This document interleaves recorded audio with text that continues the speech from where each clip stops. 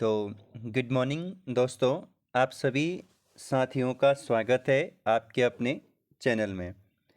तो ये जो परीक्षावाणी है ये 16वां संस्करण है, 16वां संशोधित संस्करण है जो 2025 में मार्केट में निकल चुकी है बौद्धिक प्रकाशन की ओर से।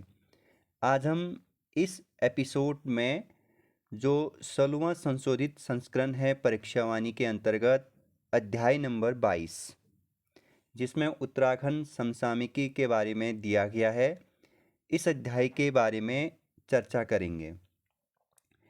और क्योंकि यूके ट्रिपल एस सी हमेशा 1 या 2 साल पीछे करंट अफेयर हमेशा पूछता है, तो इसमें हम 2023, 2022 और 2024 के करंट अफेयरों को पूरा करेंगे। साथ में कुछ महत्वपूर्ण जो 2025 में हुए हैं, जो करंट अफेयर रहे हैं, करंट में इश्यू में रहे हैं, मुद्दों में रहे हैं 2025 में, तो उस पे भी हम चर्चा करने वाले हैं इस एपिसोड में। ठीक है, तो सबसे पहले हम चर्चा करते हैं सिलक्यारा सुरंग आर पार, यानी सिलक्यारा सुरंग के बारे में सबसे पहले दिया गया है, इसके बारे में चर्चा करने वाले हैं। ठीक है, बाकी इसका जो करंट नोट्स होगा ये आप लोगों को टेलीग्राम ग्रुप में दिया जाएगा। डिस्क्रिप्शन बॉक्स में लिंक दिया गया है, आप उसे जुड़ सकते हैं। ठीक है, अगर जिसको भी ये समसामयिक घटना चाहिए उत्तराखंड परीक्षावाणी 16वां संस्करण का। ठीक है, तो देखते हैं। चार धाम ऑल वेदर रोड परियोजना ने सिलक्यारा सुरंग के ब्रेक थ्रू के रूप में एक महत्वपूर्ण पड़ाव पार कर लिया है। क्या है वो महत्वपूर्ण पड़ाव जो सिलक्यारा सुरंग ने पार कर लिया है?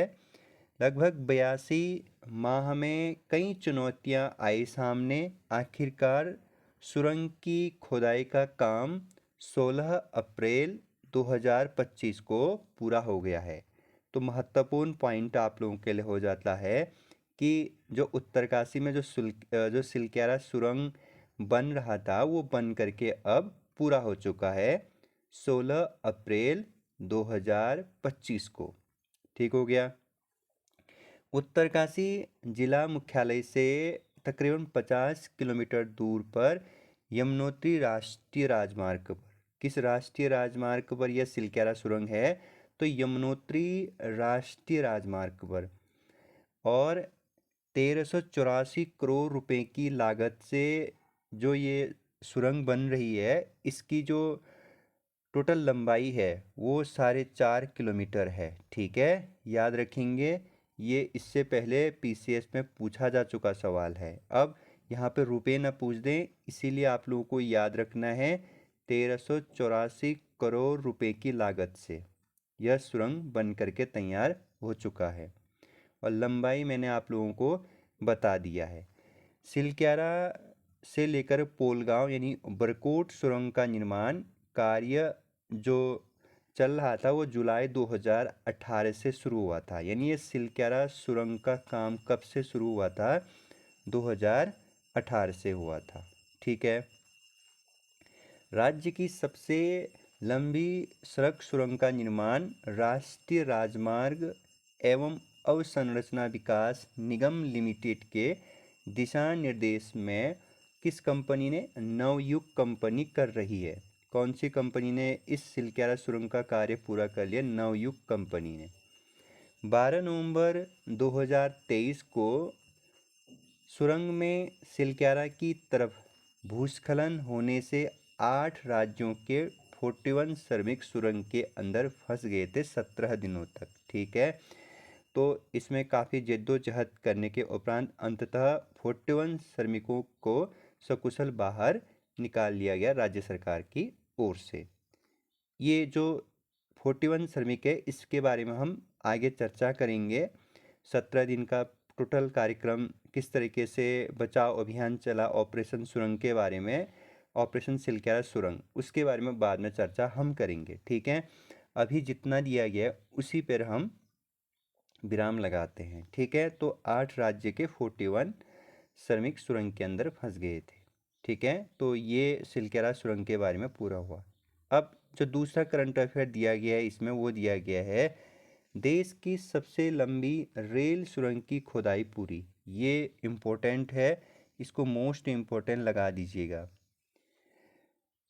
Rishikesh Karnaprayag broad gauge rail परियोजना में एक और सुरंग की खुदाई पूरी कर ली गई है। ऋषिकेश कर्णप्रयाग जो रेल परियोजना थी, ठीक है, परियोजना की देवप्रयाग से जनास के बीच निर्माणाधीन देश की सबसे लंबी रेल सुरंग 16 अप्रैल 2025 को आर पार हो गई। कहाँ से कहाँ तक? ऋषिकेश कर्णप्रयाग का जो ये परियोजना चल रहा है देवप्रयाग से जनास के बीच, ठीक है।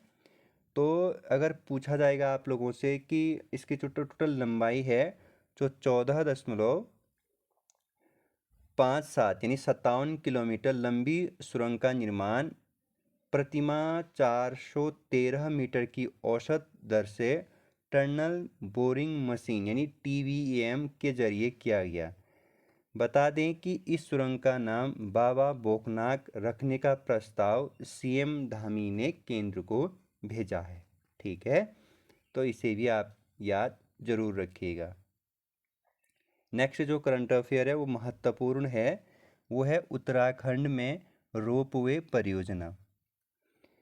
बता दें कि 5 मार्च 2025 को प्रधानमंत्री की अध्यक्षता वाली आर्थिक मामलों की मंत्रिमंडलीय समिति, जिसे CCEA कहा जाता है, ने राष्ट्रीय रोपवे विकास कार्यक्रम, जिसका नाम है पर्वतमाला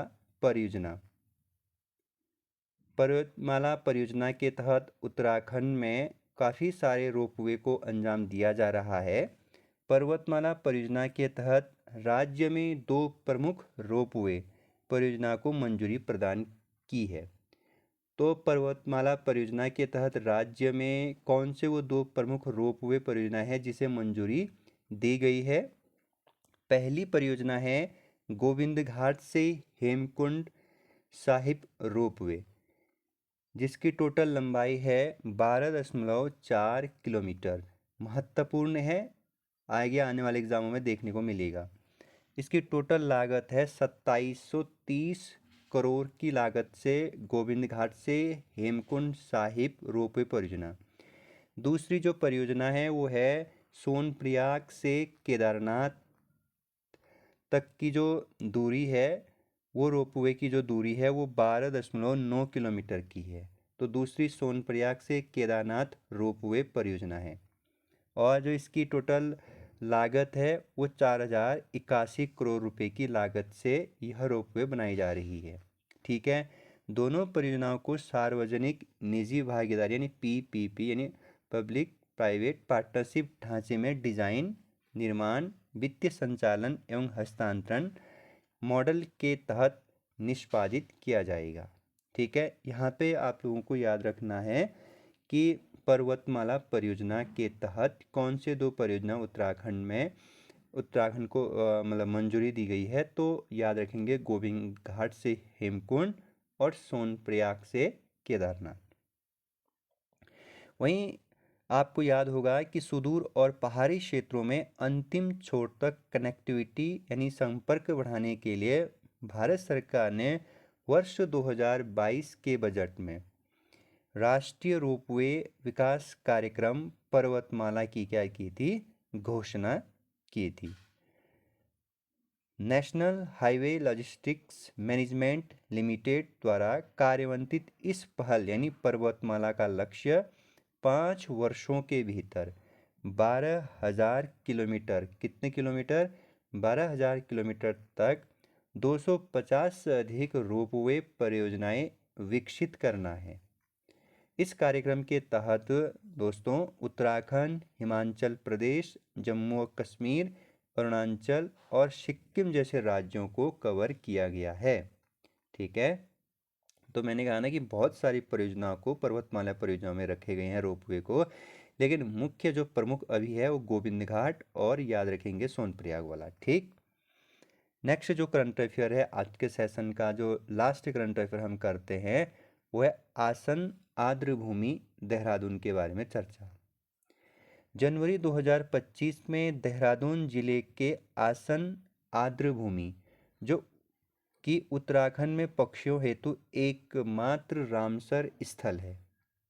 ठीक है, रामसर स्थल कहाँ है? ईरान में। ठीक है, रामसर स्थल के बारे में चर्चा हम फिर से करेंगे। स्वयं सेवकों की सहायता से 117 प्रजातियों के कुल 5225 पक्षियों की पहचान की गई है आसन आर्द्रभूमि देहरादून में। यह अभियान एशियाई जलीय पक्षी जनगणना का हिस्सा था, जिसके तहत उत्तराखंड के 23 आर्द्रभूमि स्थलों पर एक साथ सर्वेक्षण किया गया। तो यहाँ से क्या इम्पोर्टेंट है, उत्तराखंड का एकमात्र आर्द्रभूमि जो जगह है वो कहाँ है? देहरादून में आसन नामक जो जगह है। ठीक है, तो यहाँ पे पक्षियों की गणना की गई है और आप लोगों को याद रखना है। ठीक है, ये एक रामसर स्थल है। ठीक है, तो आज का सेशन का लास्ट जो महत्वपूर्ण करंट अफेयर बन जाता है वो बन जाता है उत्तराखंड व आइसलैंड के बीच क्या समझौता हुआ है। ये बहुत इम्पोर्टेंट है। तो जनवरी 2025 में देहरादून में उत्तराखंड के वर्तमान मुख्यमंत्री पुष्कर सिंह धामी साथ में आइसलैंड के राजदूत डॉक्टर बेनिडिक्ट हास्कुल्सन की उपस्थिति में यह समझौता उत्तराखंड सरकार व आइसलैंड की कंपनी वर्किस कंसल्टिंग इंजीनियर्स के बीच उत्तराखंड में भूतापीय ऊर्जा को लेकर के, किसको लेकर के? भूतापीय ऊर्जा में काम करने को लेकर के उत्तराखंड व आइसलैंड के बीच क्या हुआ है? समझौता हुआ है। इस कार्य हेतु उत्तराखंड में 40 भूतापीय स्थलों की पहचान कर ली गई है। कितने भूतापीय स्थलों की? 40। इस समझौते के माध्यम से उत्तराखंड भारत के वर्ष 2070 तक जो कार्बन तटस्थ होने का में जो एक लक्ष्य रखा गया है उसमें उत्तराखंड महत्वपूर्ण भूमिका या योगदान प्रदान करेगा। तो भूतापीय स्थलों को लेकर के, भूतापीय ऊर्जा में काम करने को लेकर के, उनके खोज और उसमें काम करने को लेकर के उत्तराखंड व आइसलैंड के बीच समझौता हुआ है जनवरी 2025 में देहरादून में। ठीक है, तो क्योंकि ये सेशन लंबा नहीं रखेंगे, हम छोटा छोटा ये एपिसोड हम करेंगे। तो आज के सेशन में हमने जो परीक्षा वाणी का जो 16वां संशोधित संस्करण निकला जो 2025 में, उसके अंतर्गत जो अध्याय 22 है उसमें जो समसामयिक घटनाक्रम दिया गया है 2025, 2024, 2023 साथ में कुछ 2022 के, तो उस पर हम चर्चा कर रहे हैं। ठीक है, तो कल मिलेंगे, तब तक अपना ख्याल रखिएगा।